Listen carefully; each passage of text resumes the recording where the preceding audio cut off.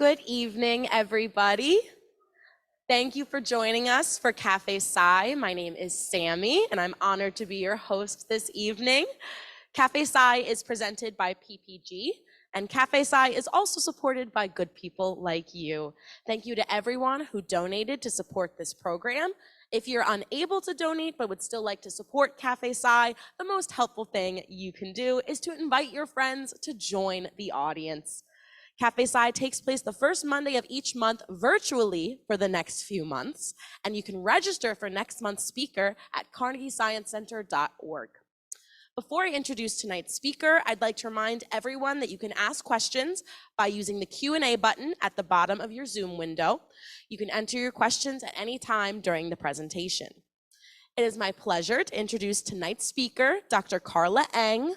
Dr. Carla Eng is an associate professor in the Department of Civil and Environmental Engineering at the University of Pittsburgh, with secondary appointments in environmental and occupational health and chemical and petroleum engineering. The research in her group focuses on developing models to understand where chemicals go in organisms and ecosystems, built using tools from chemistry, biology, and engineering. Active research areas include modeling the accumulation of the forever chemicals, PFAS, in wildlife and humans, tracking the complex chemical mixtures in the environment, and exploring the role of the industrial food system on human exposure to persistent and toxic chemicals. Let's give her a round of applause. Thank you so much. Hi, everybody. I hope you can hear me okay. Thanks so much for coming out tonight to listen to me talk about this crazy class of chemicals called PFAS. So I'm going to start out with just a little bit of an outline of what I'm going to talk about tonight. And I'm basically going to spend the first 2/3 of the time scaring you, and then the last 1/3 hopefully thinking about some steps we can do to help solve this big problem. So I'll be talking about what exactly PFAS are and how we got where we are today. I'll teach you a little bit of chemistry, but I'm going to try not to get too far into it. Then we'll talk about what the implications of these chemicals are for people on the planet, and finally, what we can do about it now and whether we are prepared to learn from history or not. So I'm going to start with a little quiz for you folks. How many of you only drink tap water? Pittsburgh, very few people drink tap water. Okay, how about bottled water? Okay. How many of you only eat organic foods? Couple of you. Any vegetarians in the audience? Okay, and I'm going to say that regardless of how you answered any of those questions, every single one of you and me has these chemicals in our blood. It doesn't matter how you live your life, it doesn't matter how careful you're about stuff, we all have this chemical in our systems, and I'm going to talk a little bit about why that is and what the implications of that are. So, what are PFAS, and what is the slippery slope of nonstick chemicals? This is fluorine. It's an element. It's a halogen. We've had a lot of problems with halogens over the years, but fluorine is one that has really just recently gotten attention. As an element, you know, it's just there, much like the other ones. The most innocuous form is probably the mineral fluoride. This is calcium fluoride. This is not what's causing all the problems. This is the way we naturally find fluorine in the environment. The other form of fluorine probably everybody is pretty familiar with is fluoride. Fluoride is the free anion, the negatively charged ion of fluorine, and it's really important for our dental health. So they add fluoride, to our drinking water because in small amounts, fluoride helps remineralize our tooth enamel, reverses tooth decay, and so it's typically added to drinking water and often used as a treatment in your dentist's office. And at the amounts that you get in your drinking water, at the amounts that you get at your dentist's office, no health effects to fluoride. Then there's organofluorine. This is a very different animal. This is when you take an organic compound, something that typically has carbon-hydrogen bonds on it, which are so the carbons are these white balls that you see here. And instead of attaching the carbons to hydrogens, you replace those hydrogens with fluorine. And suddenly this fairly innocuous organic compound develops some really unique properties. And it turns out that those unique properties are very, very handy to making interesting products like Teflon. And so when this was discovered, the unique properties of these organofluorine compounds, it launched an entirely new material science new chemistries, and a whole new line of products that became very popular. So what is it that's so special about PFAS? Fluorinated compounds that are the per and poly-fluoroalkyl compounds that comprise the PFAS class have one really unique property, and that has to do with their surface activity. Oops, moved, sorry here. So a surface active compound is one that has specific surface properties interacting with liquids that are on it. And the way that scientists measure these things is by looking at what's called a contact angle. So if you have a surface that's treated with some chemical and you put a drop of water on that surface, the drop of water might wet the surface and have a very low contact angle, or it might form a bead on the surface. And you've probably seen this happen in other materials before. You can see this in nature on water beading on the leaf surface. And that's due to those surfaces being hydrophobic. They repel water, right? Hydrophobic, hydro meaning water, phobic meaning fear. The special thing about PFAS is they're both hydrophobic and oilphobic. They beat up water and they beat up oil. And so unlike almost any other surface treatment you can make, PFAS are both water and stain resistant. And the stain resistance made it an incredibly useful industrial compound. It turns out that the first of these, which is Teflon, which is something that pretty much everyone is familiar with, is a compound that was accidentally discovered when scientists were doing research into using tetrafluoroethylene gas as a refrigerant. They were trying to replace more hazardous refrigerants with this more inert compound, and the gas surprisingly polymerized inside their equipment overnight, and they came back to find this slippery, waxy powder inside of their equipment. And it turned out that that powder was the polymerized compound called polytetrafluoroethylene, PTFE, which we all know as Teflon today. Other scientists found uses for this chemical, for example, as an anti-corrosion coating. So one of the first uses for Teflon was in the Manhattan Project, where the valves and seals had to stand up to pretty corrosive environments. And eventually, a French chemist made the first PTFE-coated nonstick pan. And probably some of you are familiar with the Tefal brand. That was one of the first nonstick pans out there. And once that began, it started a revolution in these products. So from the 1938, when PTFE was first discovered, patented in 1941, by the 1960s, not only was the nonstick pan popular, but they had discovered the surface treatment of textiles. And so carpets and clothing and Scotchgard that you could spray on your couch, all of these new products came into being. By the 1980s and 1990s, they were being used as coatings also for cleaning and degreasing, and importantly in firefighting foams. By the year 2000, the firefighting foams had started phasing PFAS out of the Class A foams, which is where we would, Class A foam is what we would use in a normal house fire, but they're still being used in Class B foams, which I'll get to a little bit later because it's an important class. And in 2006, the US EPA entered into a voluntary stewardship agreement with the makers of these compounds in the US to phase out a few of their types, and we'll talk a little bit about why that is. And since that time, the use of PFAS has exploded into a multitude of different products. So if you were to look into where PFAS are used today, you will find that they're used for safety in these specialized firefighting foams. So we talked about how PFAS are both water and oil repellent. It turns out they form a really perfect blanket over fires to suppress fires and put them out. And so PFAS-based firefighting foams are used specifically in oil and gas industry, and anywhere where there might be, for example, an aircraft fire where there's jet fuel involved, because it puts the fire out that much faster. It's also used for breathable textile finishing. So while you might be familiar with some consumer textiles like GoreTex that use these compounds, also medical gowns that use these compounds because they're both repel bodily fluids but are also breathable. They're used in food packaging, so you can find them in pizza boxes, you can find them in burger wrappers, you can find them at very high concentrations in those cookie wrappers like the type you see at the Subway restaurant. And that's because PFAS are oil repellent, and so you can have really greasy foods but not feel like you're eating anything greasy because the oil does not go onto your hands. They're also used in a ton of personal care products. This particular brand of dental floss, for example, uses a Teflon coating to make it glide so smoothly in between your teeth. And they also use it in personal care products to make them either waterproof or more slippery, like shaving foam, and makeup. Technologically, PFAS are used in the photolithography industry, so they're used to manufacture computer chips, and you all have them on your smartphones. This is a oleophobic coating that you can reapply to the surface of your smartphone to keep your fingerprints from showing up. And finally, there are also a lot of PFAS that are used within pharmaceuticals. So they're actually part of some popular drugs because that carbon-fluorine bond makes the drugs a little bit more stable in your body and active longer. So you can imagine that with all of these uses, PFAS are really everywhere, and it's hard to escape them. In fact, I was part of this paper that I wrote with some colleagues looking at what are the different uses of PFAS.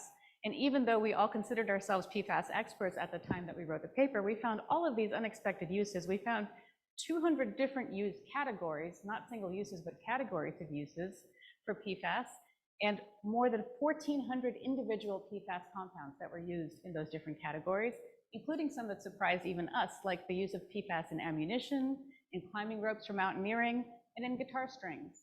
So these compounds have been so useful that they've really found their way everywhere. But there's a reason that scientists only stumbled across these organofluorine substances by accident, and that's because they're really hard to form. The carbon-fluorine bond is one of the strongest single bonds in chemistry, and because of that, there is almost no known source of natural organofluorine compounds in nature, and once formed in the lab, these chemicals are not broken down by any natural processes in the environment. And this is why you probably will have heard about these chemicals referred to as the forever chemicals. We make them by putting a lot of energy into it in the lab, and once they get out in the environment, we're stuck with them for good. So what does this mean? What are the implications of the fact that these chemicals are everywhere and they're really hard to break down? So here's a map that's put together by the Environmental Working Group. You can go to their website, and it's an interactive map, so you can zoom into the areas you're interested in, and it documents all of the known PFAS contamination sites throughout the US. You'll notice that there are some states that are completely covered in dots. And while that does indicate PFAS contamination, it also is indicating those states where they've done the most research. So the more you look for these chemicals, the more you find them. Some of the areas that are not filled in has not had as much activity. And there are different types of sites that are shown here. There are drinking waters where they've already shown to be above the limit that's been proposed by the EPA. I'll talk about that in a little while. Military sites and other known sites that are associated with industrial activity. So if you live near one of these areas that has known drinking water contamination, then your primary route of being exposed to these chemicals is through your drinking water. And there are lots of documented cases of that. However, if, like many of us here in Pittsburgh, we don't have very high levels in most of our drinking water here, and so most of our exposure is probably through food. Because most water has low levels of PFAS, but contaminated sites have really high levels, so that overtakes exposures for those sites. And finally, there's a ton of indoor uses of PFAS in things like carpeting and personal care products and cleaning materials that is still trying to be understood and better defined today in terms of how much it contributes to our overall exposure. So why is this important? This is important because for the few PFAS that have been studied, there is a wide level of health effects that have been found for these chemicals. So this is an infographic from a review paper that looked at all of the different known health effects of PFAS. The parts that are with solid lines are ones for which there's a lot of evidence, so there's high confidence in these health effects. And the ones that you see with the dotted lines are ones for which there's some evidence or there's conflicting evidence, so we're not quite as sure about those. But even if we just look at the high evidence ones, there's a lot going on here, right? So they've been linked to several cancers. They've been linked with a number of developmental effects for unborn children.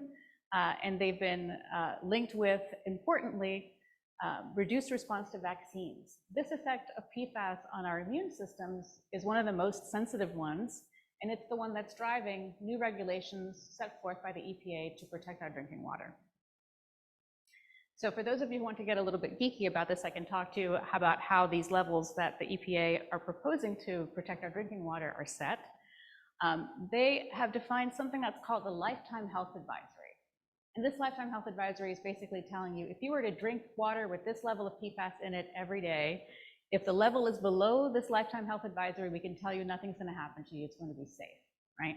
And that's determined by looking at some reference dose at which we know effects begin to happen divided by how much drinking water people typically take on by their body weight, and multiplied by a contribution of how much drinking water accounts for the amount of PFAS that I'm exposed to. This reference dose is the part that talks about the toxicity of the compound. What amount of the compound do I have to be exposed to in order to have that toxic effect? And for PFAS, this is based on the concentrations in the blood of children at age 5 that led to a reduced response to vaccines at age 7. And the thing that is very remarkable about this is that for these compounds, that level is 0.004 parts per trillion for PFOA and 0.02 parts per trillion for PFOS. And if that sounds small to you, it really is. So a part per trillion, so 1 part in 1 trillion parts, is equivalent to 1 bottle of water in a volume of water the size of Lake Erie. That's what the EPA says is a safe level of exposure to PFOA. So when this health advisory was proposed, everyone thought, well, essentially this means that there is no safe level of exposure to these chemicals, right? That's what's tacitly being said here. And this means that there's going to be an enormous effect for our drinking water systems, because there are a lot of drinking water systems that are above that level. And if you start to think about these health advisories, we can tell you already that 1 in 3 Pennsylvania drinking water systems will exceed those limits. Now, you cannot regulate on a level that is so low that we can't even measure it, right? Most labs will have trouble measuring something that's 0.004 parts per trillion. And so the EPA did something a little bit pragmatic and said, we're going to set the drinking water standard to something that is more or less what people can reliably measure and say we're above or below that. And so they went to 4 parts per trillion. A few orders of magnitude higher than that health advisory level, but it's sort of where we can be in terms of our technology right now. But it does mean that a lot of places will be within the maximum contaminant limit that's regulatory, but still above the levels that are really, completely safe. And not only is that true for our drinking water, it's even true for our rainwater. So, if you're thinking about, where can you collect water where it's going to be safe, there are studies coming out that showed rainwater levels where some of those levels are above the proposed MCL. So here's PFOA. Here's a place in Shaker Heights, Ohio, where the level of PFOA in the rainwater was between 0.3 and 8 parts per trillion. So that's already above that 4 parts per trillion maximum contaminant limit. And even if we are able to now stop the use of these PFAS, the problem is that with this forever chemical property that they have, it's going to be a really long time before the environment is clean again. So here's a story that came out of the state of Maine. There was a dairy farmer who discovered that the milk in his cattle, the milk that his cows were producing had such high levels of PFAS that he was no longer able to sell the milk. And so his dairy farm had to close down. And the thing that is surprising about his story is that the reason his cows had such high levels of exposure to PFAS is that in the 1980s, he was applying biosolids that the state told him was a great way to recycle material, but the biosolids came from a pulp and paper mill where they had PFAS contamination in the original paper, and the chemicals are so resistant to degradation that decades later, they're still affecting his farm. And now that we're looking for these chemicals and we can measure them, they found out that he could no longer sell his milk. And so this just shows that even decades after application, plants and animals can still accumulate these chemicals. And then finally, we have what's called the iceberg problem, and that is that the chemicals that in the PFAS class that have been regulated so far are mostly chemicals within 2 subclasses of PFAS. Many of these are no longer being used. PFOA and PFAS are no longer actively used in compounds, but they're still present in the environment. And there are thousands of other PFAS that are associated with all of those diverse uses I showed you earlier that are still in active commerce and for which we don't have almost any toxicological information. So how do we go forward in a situation like this? In addition to all of this sort of global perspective, I just wanted to give you guys a little bit of local perspective of where PFAS is present in our own backyard. So my group is involved in a few projects, so we're looking at the uses of PFAS that have impacted people in Western PA. One is in the town of McKeesport in the lower 10th ward, where there was an auto body fire in July 2021, where they used PFAS-containing firefighting foams to try to fight the fire, but a malfunction in the system when they were trying to hook up the equipment to a fire hydrant led to that firefighting foam being sucked into the drinking water distribution system instead of out to fight the fire. And therefore, this entire part of the lower 10th ward of McKeesport had their water shut off for nearly a month because of this high level of contamination. So our research group got together and got some funding to go and do drinking water testing there. The good news for McKeesport is that the water authority flushed their hydrants repeatedly and was able to largely remove the contamination. There is some concern that the contamination then moved to the overlying soil in other areas. So that's something that we're investigating.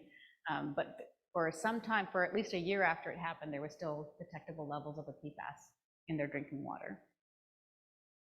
And then probably a lot of you still remember, it's pretty fresh, the East Palestine train derailment. There are all sorts of hazardous chemicals that are associated with that, but I can also tell you that it's quite likely that the firefighting foam that was used to fight the derailment fire also contained PFAS.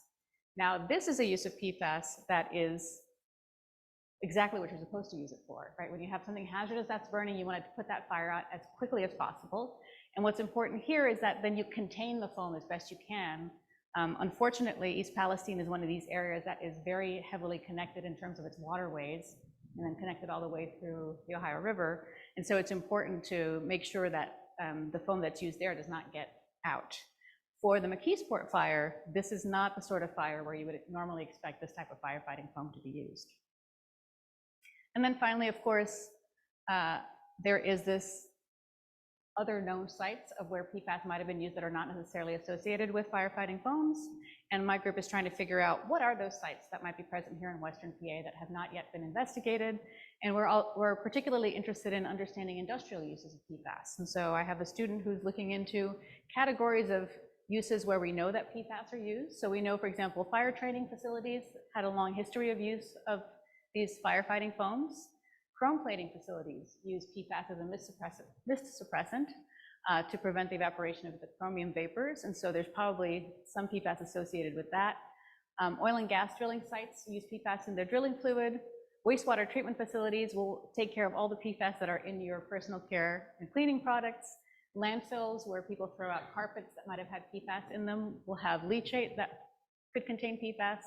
And manufacturing, many different categories use PFAS as processing aids, mold releases, surface treatments, plus.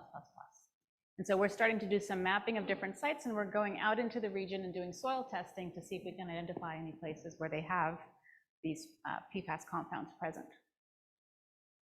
So that was the 2/3 of the talk where I scare everybody. Let's talk a little bit about what can we do about this. So how can we learn from these experiences, and what are the activities that people are undertaking to try to fix the problem? So we know one thing is that PFAS are going to be with us for a long time because they are the most persistent chemicals that basically we've managed to ever invent. There are a ton of scientists right now working hard to figure out ways to destroy forever chemicals.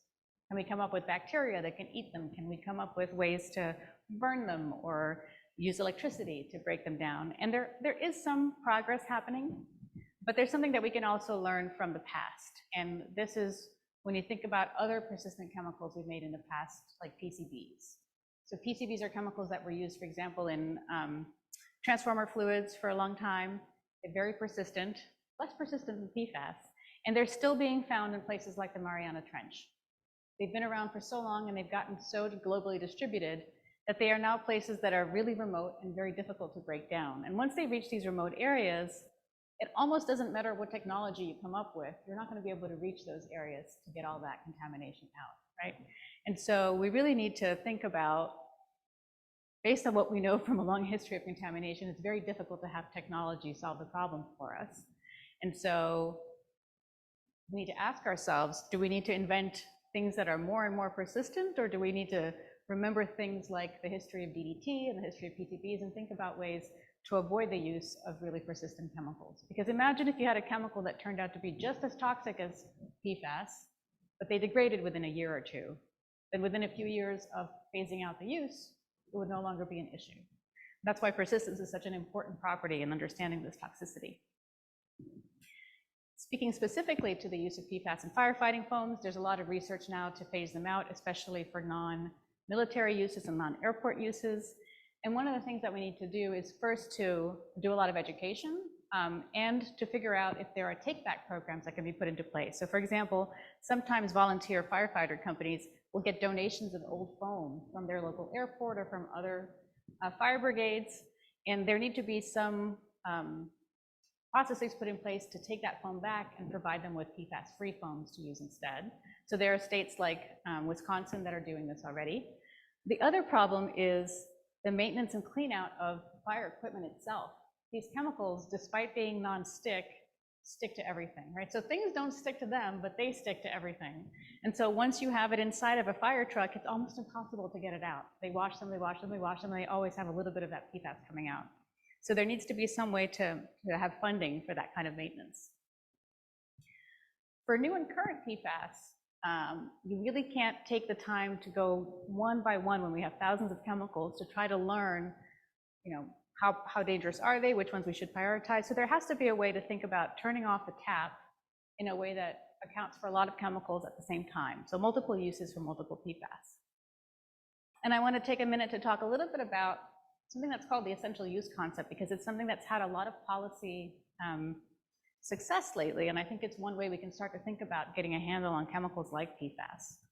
So the concept of essential use actually came out of, the Montreal Protocol that was supposed to solve the problem with acid rain. And it defined different essentiality categories to aid in the phase out of chemicals that were found to be problematic. So the first of these is what's called a non-essential use. A non-essential use is a use of a chemical that is not essential for health and safety or the functioning of society, which means that the use of PFAS in these applications is really driven by market opportunity. And a really clear example of this is the use of PFAS in dental floss. I mean, okay, it's nice when your dental floss glides smoothly between your teeth, but I don't think anyone wants to take exposure to a toxic chemical in exchange for that. And the use of PFAS in water repellent surfer shorts. So if you're going surfing, it's probably okay if your shorts get wet, right? The second one of these is what's called a substitutable use. And the substitutable use are uses that come to be regarded as essential because they perform important functions, but you can find alternatives to the substances that have equivalent functionality and adequate performance. And an important example for that is in these firefighting foams, because we now have fluorine-free foams that can do the job, and lots of textile applications as well can be replaced. The final category is one that we're still struggling with. It's a currently essential use. And I'll point out a couple, and they may not even be in the slide yet, that are really important for our current situation. And that is that PFAS are used in semiconductors, and they're used in a lot of green energy technology. So they're used in solar panels, and they're used in windmill blades, and they're used in car batteries. And so we know that being able to switch to these technologies is important. And so if we don't currently have an alternative, we need to continue using these chemicals. This also applies to PFAS in certain medical devices and occupational protective clothing. But here the importance is that this essentiality shouldn't be permanent, and we need to have innovation pressure to drive identification of effective replacements for these compounds. And I just want to highlight a couple of real successes we've had with this essential use concept. So since the paper was published, one of the first states to take action on it was the state of Maine, where they did a first ban on products with PFAS that they considered non-essential. This included carpets and personal care products. And so they said the sale of new carpets or fabric treatments that contain intentionally added PFAS was to be phased out as of January 1st of this year. And they're requiring all of the intentionally added PFAS to be listed on the products that use them so that people know where PFAS can be found. And then Minnesota just passed a new law to ban non-essential uses of PFAS or forever chemicals. And it's called the Mara's Law. It's named after a young woman who died at the age of 20 from cancer after being living in a community that was heavily contaminated by PFAS, and it is banning all PFAS except for limited uses such as firefighting foams and protective clothing for firefighters. And again, it's going to require companies to disclose if the products they sell in Minnesota contain these chemicals. And you can read more about this particular law at the link I've provided here. So one thing that's really clear for these chemicals, because they're so persistent, is that you cannot just think about whether you're being exposed to the chemical during the product use. There is a whole life cycle of products that go from how the materials are extracted to how they're manufactured to the use, and then importantly, the disposal phase. Where do they wind up? Are they in a landfill? Do they get burned? Because emissions of chemicals can happen during all of those phases, and it's important to take that into account when you're thinking about how it is that we all wound up with these chemicals in our blood. So I hope I didn't scare you too much, but gave you some food for thought. And with that, I want to open it up to some Q&A to discuss with you all. Thank you.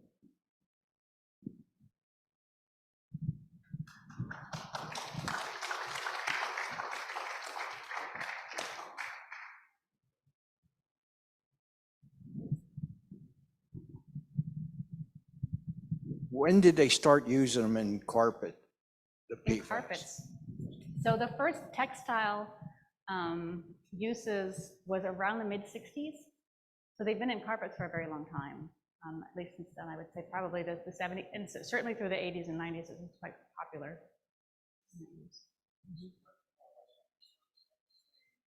Exactly, yeah. Stainmaster is one of the brands that has PFAS in it. Yeah. And they only recently passed, so I think it was within the last 10 years that Home Depot pledged to stop selling carpets that have PFAS in them. So this is slowly getting phased out.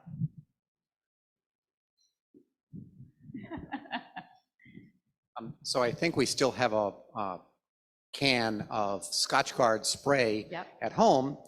Obviously not going to use that, but what do you do to dispose of it? I mean, yeah, you can throw it in the landfill. It's probably going to leak out at some point or anything like that. So, yeah, I mean, that's your big problem. That's a great question. And because all of these regulations are shifting right now, we're a little bit in the Wild West of how these things are being treated. There is discussions about whether these chemicals are going to become listed as hazardous waste. And if that happens, then there's a lot more that goes into where they can be disposed of, and they have to be, picked up especially. Right now, everything goes to the landfill. Yeah.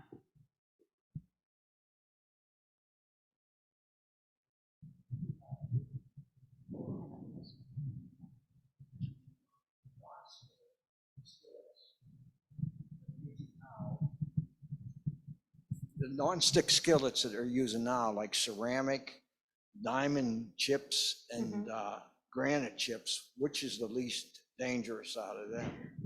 So I can't attest to total safety because I haven't evaluated those. What I will say that there are a few that have been shown not to have any organofluorine compounds in them, some of these ceramic ones. We've used those in our house and they work fine. Also, cast iron is great and lasts a really long time and is inexpensive. That's true, that's true. What is the international consensus on the hazards of PFAS? The international consensus. I don't know if there is like a single body that says this is what we say about PFAS, but there are international regulations. So several of the PFAS are now part of the Stockholm Convention. Are you guys familiar with this? The Stockholm Convention is a convention on persistent organic pollutants, and it is a global convention to which many countries are signatories.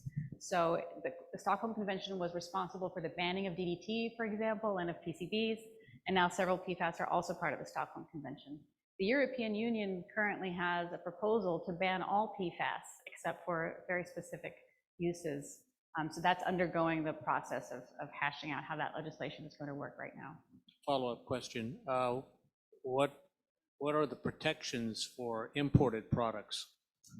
That's a great question. So right now, I think there are, I don't know exactly what for all imported products there are. I know that if you're not allowed to use, for example, your Teflon pan, PFOA and PFAS are no longer used in the United States. So you can't manufacture a Teflon pan in the United States using PFOA.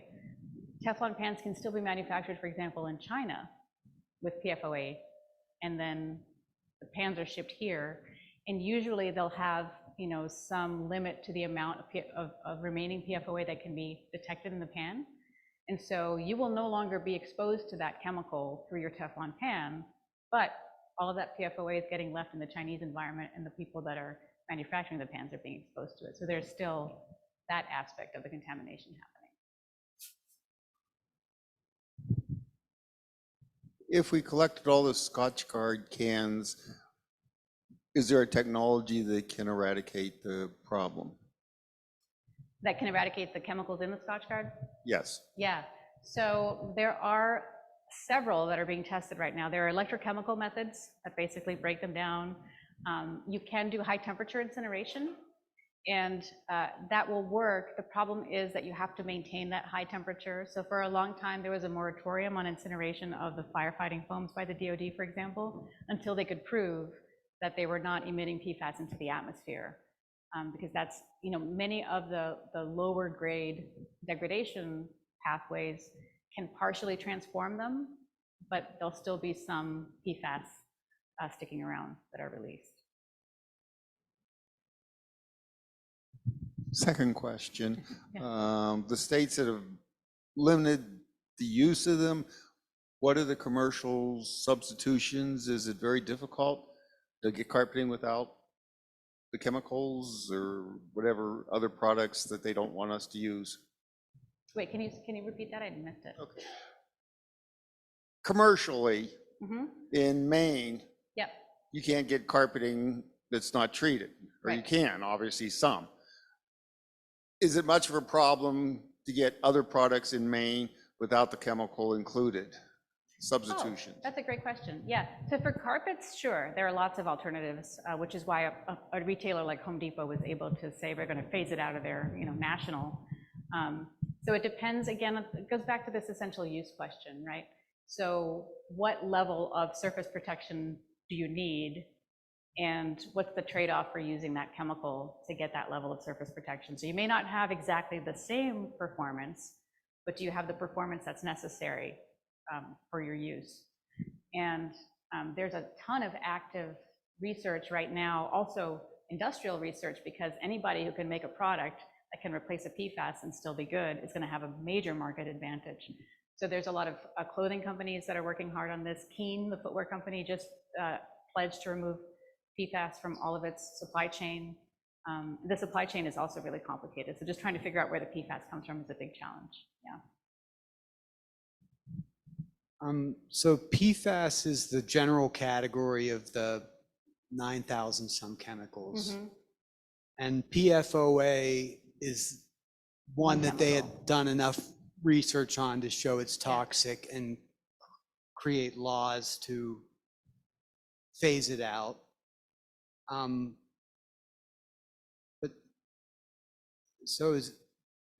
But you're saying more or less that the whole category, the whole PFAS category, which includes PTFE Mm-hmm. and POAS, but some products are amalgamations of multiple PFAS Yes. compounds.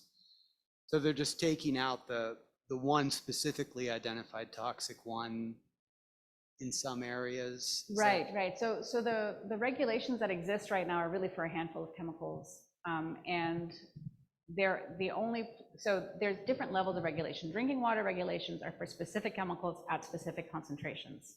Some states that have taken this class level approach to say we're banning non-essential use of PFAS means you can't use any PFAS in like cosmetics because we say it's not worth it, right? So if they don't care what kind of PFAS it is. If it's PFAS, they don't want it in there. In terms of the toxic effects, so the more refined, so for example, there's a concept called regrettable substitution, which you might be familiar with if you remember BPA. Remember when BPA scare came out, and I'm not going to call it a scare because it was true, that you shouldn't have BPA in baby bottles, and so they started selling all of these water bottles that said BPA free, right? And they had to replace it with something. So they replaced BPA with BPS, and then it turned out that BPS was just as bad, if not worse, because it was a similar structured chemical. And something similar happened with PFAS, where they said, okay, we can't make our Teflon with PFOA anymore. We're going to make a new method to get the PTFE. And so they developed this new process that produced this chemical called Gen X. And now it turns out that Gen X doesn't accumulate as much in your body as PFOA does, but it's also really toxic. And so this is why I made that statement about if you go chemical by chemical and slowly figure out the toxic effects of each one while we're releasing them to the environment where they are indefinitely persistent, is probably not the most prudent way to look at these chemicals, but rather, try to figure out what the alternatives would be that are not so persistent. So places you were looking at were up in the North Hills. I know in the North Park, they've got a firefighting training station or something there. Is that a place you're aware of? And I don't know if they use foam there or you're looking at that. So in all likelihood, in previous decades, they will have used that foam there because they were commonly used. And for a very long time, when people thought of these foams as being basically like soap, like inert, they would use the foam every time they had a training exercise. So it was not just to fight an active fire, but also for all the trainings. And this is why there's so much contamination around military facilities and airports where they tested their systems a lot. So if the training site has been in use for decades, then it's quite likely that there's PFAS there. We have a question from one of our online persons. Emily asked, how would you recommend we drink water? Straight from the tap, filtered tap, bottled, any particular brands? Yeah, so that's a loaded question because tap water, if you live in an area with contaminated water, it's likely to have some PFAS in it. Bottled water has been shown to have PFAS in it. So you're not necessarily helping yourself out by having bottled water. If you're concerned about chemicals like PFOA and PFAS, we refer to those as the long chain compounds because they have more carbons in them. Those can be removed by carbon filters, but you have to change the filters out pretty often. In areas that have, highly contaminated drinking water, they make these carbon block filters that are more effective. And of course, reverse osmosis will remove the PFAS, removes pretty much everything. So it's worth knowing whether your area has particularly contaminated drinking water. Because these chemicals are going to be regulated now by the EPA, all public drinking water systems are required to report to the EPA the levels of these compounds, at least a set of these compounds. And so you can get that information, and it's available for Pennsylvania. If you live on well water, it's hard to say, right? You're responsible for figuring that out. And so there you might want to filter your water to be on the safe side. Okay, so as a former analytical chemist, I get a geeky question. How do you get down to 4 parts per quadrillion there? I was happy when we got below 1 ppm. Yeah, well, this is a big challenge, and it's a big equity challenge, right? Because not everyone can afford. So we just got the capability in our lab to be able to measure some of these compounds. You need an LC-MS-MS, right? You can't do it with just an LC-MS.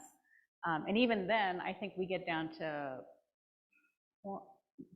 maybe 0.8 part per trillion, 0.9 part per trillion on a good day, and that's by looking at like a liter of water, right? Filtering a lot of water. And most municipalities don't have that capability, and so they have to pay to get their water analyzed by a contract lab. That's really expensive. And then if they find the PFAS, they're going to have to add treatment, right? A lot of water utilities are going to have to add carbon filtration to their systems, and most of us are already struggling with really high water bills. And so here's another question of where are we going to get the funding for this? And is there a way to get it back from the folks that contaminated the water in the first place?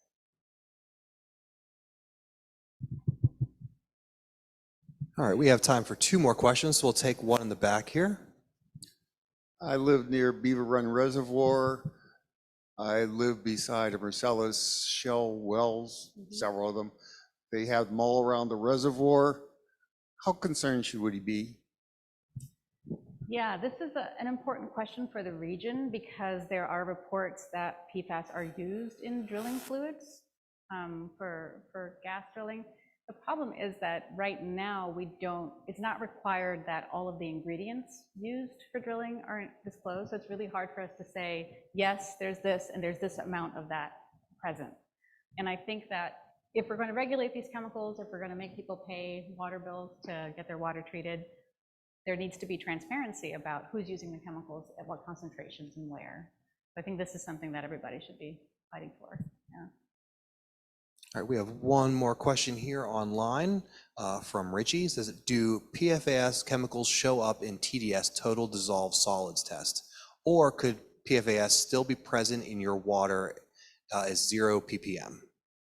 Oh, that's a good question, and I'm not entirely sure that I would be qualified to answer that. They are, so if your TDS is measuring conductivity, then you might be able to see them because they are anions. But I'm gonna have to pass on that because I'm not sure. I've never tried it with you know, this is, these are molecular, they're not particles. So, yeah. We'll actually do one more Maybe our question former here on the way out the analytical chemist door. can answer And for us here. Yeah, but I never did a TDS test, so I don't know how that's done. But I'm thinking that that's looking at a very high level and you'd never get down to part per quadrillion there. My question was, I saw a news announcement last week that some of the smaller PFAS manufacturers had reached a settlement with EPA for, I want to say it was a couple $100 million or something like that. And that Dow is going into a class action actual trial starting in a week or two that they think might result in tens of billions of dollars in settlement from them. But any wild guess from the scientific community what it might cost to actually filter this out of all the water systems in the US? Oh gosh, I think that there have been some estimates made of that, and I don't know the ballpark number. We have senior design groups working with, like, if PWSA wanted to add carbon filtration, you know, what would that be? And it would be, you know, carbon is not that expensive. The question is how many of the compounds will eventually be regulated, because some are much harder to remove from drinking water than PFOA and PFAS. And then we're talking RO and we're talking major costs. all right, we'd like to thank first our speaker tonight for having this excellent talk, and also like to thank you. I'd like to thank all of you for being here. We will be going online for the next few months, so it'll only be done streaming. And then we will return in the fall to being back in person again. So thank you all for coming tonight, and we appreciate your attendance. Please remember to take your trash with you when you leave. Thank you.